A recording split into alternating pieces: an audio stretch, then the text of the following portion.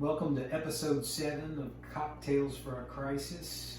Today we're going to make the Mint Julep because it's Derby Day, even though the Derby isn't happening. Before I get to that though, this is what you're going to need for next week. Pimm's, sweet and sour mixer, 7-Up or Sprite, a cucumber, and lemon. You can get by without that if you got enough lemon.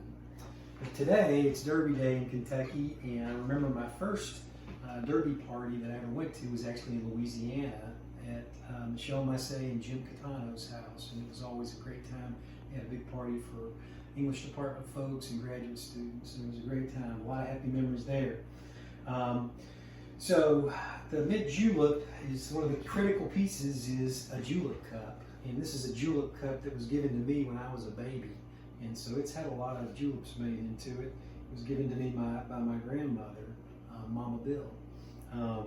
If you don't have a sterling silver julep cup, then you can always use a glass, but it tastes better in a sterling silver cup for sure.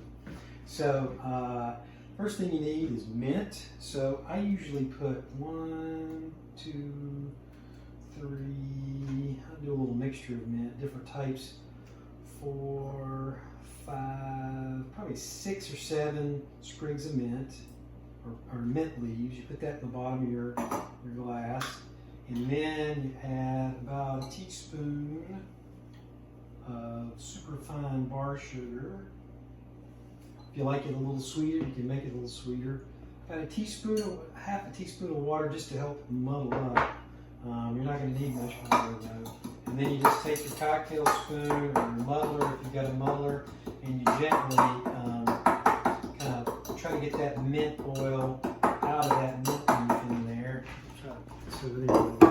So you can see that. The sugar will dissolve. See how those get kind of dark colored there? Mix it around. Be careful not to mess up your sterling silver julep cup. Like how I said that. I've got one of these julep cups that's pretty banged up with somebody who got a little aggressive. Maybe they had too many juleps and they tried to make another one. I don't know who that would be. So you got, this is one you got to have a little patience. It takes a little time because you want to get as much of that oil out as you can. So I think that looks about right there. See how it's kind of dark colored? All right. So then you add ice. And it's got to be the good ice. And the trick on these is you've got to spend time crushing the ice. You want it to be really fine. I take a rolling pin and put it in a plastic bag and crush it up really fine. You're going to see why in a second. And then you fill the glass up with crushed ice. So it looks kind of like that. See that? All right, and so for bourbon, I know you're expecting me to use Buffalo Trace, but I really like Heaven Hill. It's a bottom shelf bourbon, but it's a little bit spicier. And I made a bunch of juleps last year and used different bourbons, and this is the one I landed on that I like. But whatever your favorite bourbon is, and then you're not going to measure. You're just going to pour it in there, and then you're going to stir. And then keep stirring. You're going to add some more ice. And you could do a 3. Some people will just do 3 ounces and then they'll top it off of that. But I usually what my dad did was he would just put it in there until the ice melted. And you see how you get that nice frosty thing going on the outside of your julep cup. Put a little more ice in there.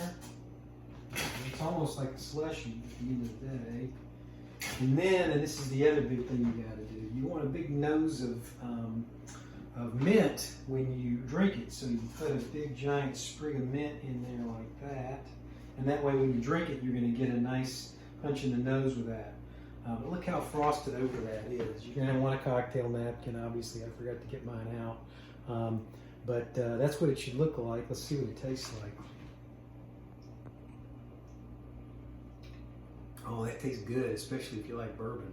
So here's to Jim and Michelle and all our friends in Kentucky. Happy Derby Day. Cheers.